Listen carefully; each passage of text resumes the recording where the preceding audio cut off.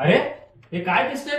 दोन cricket ball दिसालेत मित्रा. दोन बॉल दिसालेत का नाही? ओ यस यस यस, त्याच्या सीजी पण दिसायला लागला इथं. मग हे काय आहे? अरे हिरो, हे थिकनेस आहे रे बाबा. त्या बॉलची काहीतरी थिकनेस असतंय, त्याला आपण म्हणणार आहे थिकनेस ऑफ वॉल. त्यालाच बेरिंग म्हणतो, त्यालाच सपोर्ट म्हणतो, किंवा पर्टिक्युलरली कॉलम सपोर्ट पण म्हणतो. चला तर माझ्या प्रिय विद्यार्थी मित्रांनो, शेअर्स प्लॅटफॉर्मवरती आज वेलकम आहे. हे अतिशय महत्वाचा एक बीट बघणार आहे. तो DRS, design of steel RC structure मध्ये पण विचारतो. नंतर इस्टिमेटिंग कॉस्टिंग मध्ये पण असतो. त्याच्यानंतर काही ट्रान्सपोर्टेशन इंजिनिअरिंग मध्ये ब्रिज जेव्हा तुम्ही शिकता तिथेही हा बीट लागणार आहे. माझ्या प्रिय विद्यार्थी मित्रांनो, हमखास तुम्हाला याच्यामध्ये मिस्टेक होतं एक्झाम मध्ये. सो ते मिस्टेक रोखण्यासाठी नीट बघायचं आहे. हा दोन पर्टिक्युलरली आपण काय घेतलाय? बॉल घेतलेला आहे. त्याच्यामध्ये आपण bat घुसवूया.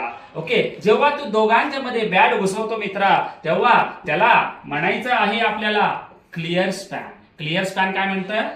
Age of this one, inner side, right? So that is called as a LC. त्याच्यानंतर ना याला म्हणायचं इफेक्टिव्ह स्पॅन. इफेक्टिव्ह स्पॅन म्हणजे सेंटर टू सेंटर जेव्हा तू डिस्टन्स घेतो त्याला इफेक्टिव्ह स्पॅन म्हणायचं. नंतर ना ओव्हरऑल स्पॅन मध्ये आउट टू आउट जेव्हा घेतो त्याला ओव्हरऑल स्पॅन म्हणायचं मित्रा. सो प्रत्येक प्रॉब्लेम मध्ये तुम्ही डीआरएस ला बघा. तुम्ही पर्टिक्युलर जेव्हा स्लॅब वगैरे सॉल्व्ह करता, ओके, किंवा बीम सॉल्व्ह करता, ते थोडंसं बघा नीट. बीम मध्ये तुम्ही हा कॉन्सेप्ट वापरता, स्लॅब मध्ये आयएस कोडचे कॉन्सेप्ट वापरता मित्रांनो. ओके, इवन दो तुम्ही बीबीएस जेव्हा सॉल्व्ह करता, that is bar bending schedule, त्याच्याही मध्ये हा कॉन्सेप्ट लागणार आहे. सो माझ्या प्रिय विद्यार्थी मित्रांनो, व्हिडिओ कसा वाटला कमेंट करा. सो तुम्ही कमेंट दिल्यामुळे आमचं एनर्जी अजून वाढेल, अजून व्हिडिओ येतील. सो अशाच अपडेटसाठी शेअर्सला फॉलो करा. Shares, take care.